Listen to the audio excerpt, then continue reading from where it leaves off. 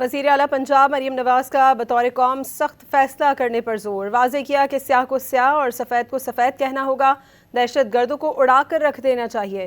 کوئٹہ میں تقریب سے خطاب میں مریم نواز کا کہنا تھا کہ جب تک دہشت گردوں کو بھائی کہنے والے سیاسی لبادہ اوڑھے رکھیں گے تب تک جوان شہید ہوتے رہیں گے۔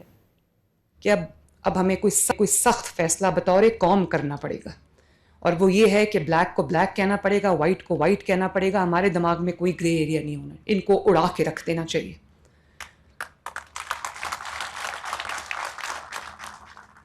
اور اس میں کوئی ابہام نہیں ہونا چاہیے، کوئی ایمبیگوٹی نہیں ہونی چاہیے۔